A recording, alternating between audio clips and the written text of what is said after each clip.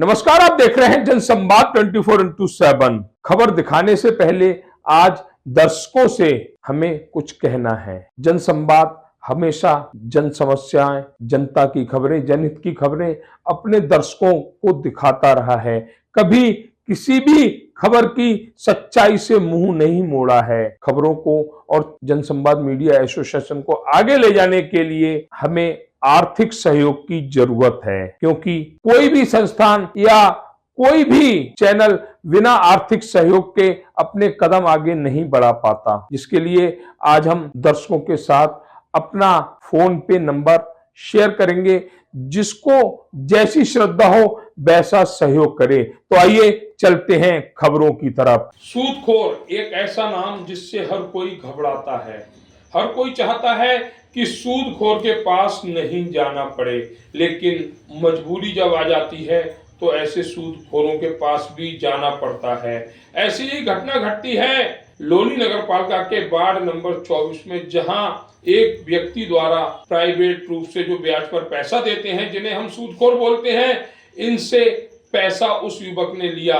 ब्याज के रूप में काफी सारा पैसा उन लोगों को दे चुका, फिर भी वह लोग लगातार उस युवक को प्रताड़ित करते रहे। पैसा देने के लिए उस पर दबंगई दिखाते रहे। परिणाम ये हुआ कि उस युवक ने फांसी लगा ली। उसकी पत्नी अपने पीहर गई हुई थी। सूदखोर उसकी पत्नी के पीछे आए, उन्होंने उसे प्रताड़ित किया और उसने इन सूदखोरों से तंग आकर अपनी जीवन लीला खत्म कर ली।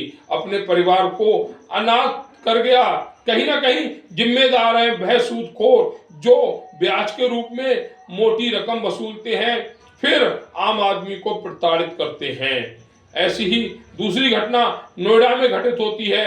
यहाँ पर भी प्राइवेट पैसा देने वालों से एक व्यक्ति पैसा लेता है। ब्याज के रूप में काफी सारा पैसा उन लोगों को दे दिया जाता है, परंतु उनका पैसा कम नहीं होता। वह लगातार अपने पैसे का तकादा उस परिवार से करते रहते हैं। कारण व्यक्ति परेशान हो जाता है। परेशान होने के बाद वह सोचता है क्या करूं कि इन सूदखोरों से पीछा छूट जाए, जिसके लिए वह अपनी जान दे देता है। अब उसके पीछे उसके परिवार का रो रो कर बुरा हाल है। आखिर पुलिस प्रशासन और शासन ऐसे ब्याज पर पैसा देने वालों के खिलाफ कठोर कार्रवाई क्यों नहीं करते? घटना कोई पहली या दूसरी नहीं है। इससे पहले भी ब्याज वालों से तंग आकर कई लोगों ने खुदकुशी की है। अगर हम बड़ा मामला कहें तो लोनी के ही बलराम नगर में एक बड़ा मामला कुछ समय पूर्व घटित होता है, जहां चंचल हरवाई जो मशहूर व्यक्ति थे, वह अपनी जीवन लीला खत्म कर लेते हैं, आत्महत्या कर लेते हैं। कारण था ब्याज पर पैसा लेना। ऐसे लोगों से पैसा लिया गया जिनको दुगनी से ज्यादा रकम वापस कर दी गई, फिर भी ब्याज पर पैसा देने वालों का पैसा खत्म नहीं हुआ।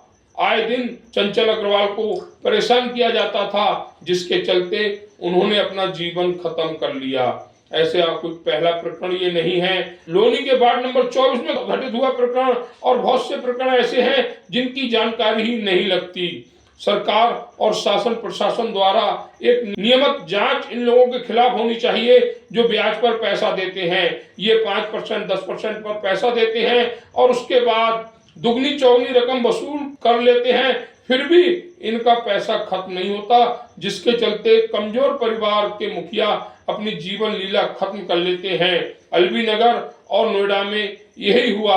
हम चैनल के माध्यम से शासन से अपील करेंगे कि ऐसे ब्याज पर पैसे देने वालों के खिलाफ सख्त से सख्त कार्रवाई की जाए।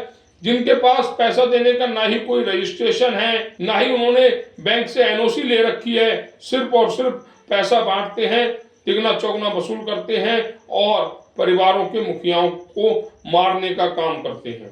दिनेश साहब, क्या समस्या है? मेरा लड़का दीपक जो है किसी से कर्जा ले रखा था, स्वतंत्र साधु और एक क्या नाम है उसका, ऋतिक, ये सबसे कर्जा ले रखा था, दबाव बना रहा था और इसके चक्कर में मैं लड़के ने फांसी लगा ली है।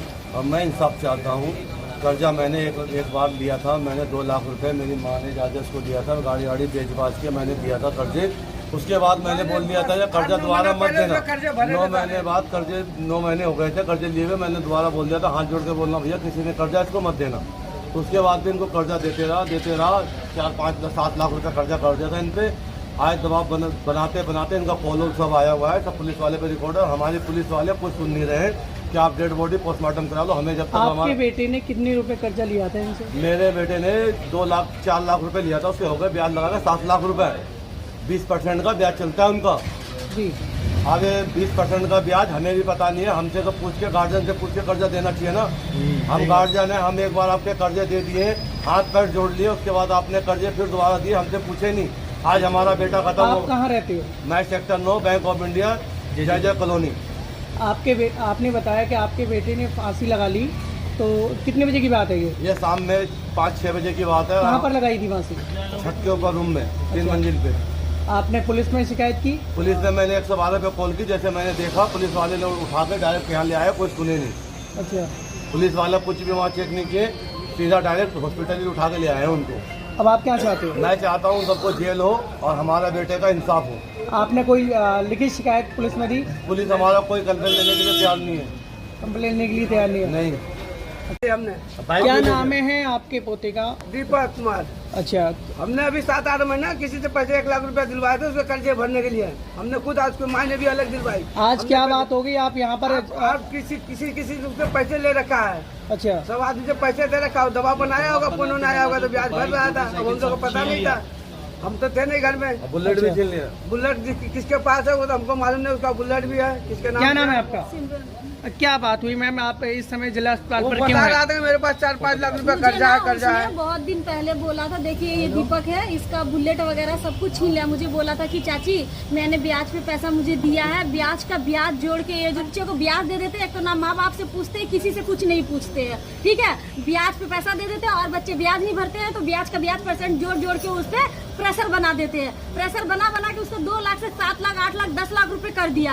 आज वो भर नहीं पाया, उसका गाड़ी छीन लिया, मोबाइल छीन लिया, सब कुछ पहले छीन गया। उसका आईफोन चलाता था मेरा भतीजा, कुछ भी नहीं है उसके पास, सब कुछ छीनने के बाद आज उसको किसने कॉल किया नहीं किया, उसको इतना प्रेशर हुआ, इतना डिप्रेशन में वो चला गया कि उसने अपने आप को सुसाइड कर लिया।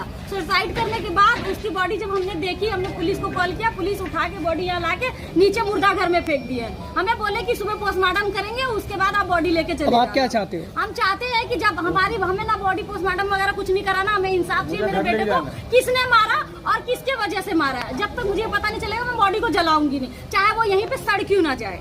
अभी छोटा वाला है, छोटा वाला मेरा भतीजा बचा है, छोटे वाले को भी, वो तो नाबालिग है, उसको मार के उसको पैसा कर्जा दिया है, कर्जा दे के उसको ब्याज पे ब्याज % 10-20% पे ब्याज दे के उसको % का % जोड़ के पैसा मांगता है। कहने का मतलब कर्जे की प्रताड़ना की वजह से हाँ, आपके वो डिप्रेशन में आके अपनी जान दे दिया। बहुत ज्यादा नहीं तो, क्योंकि 10 लाख रुपए ना जवान बच्चे के लिए कर्जा कुछ नहीं होता है।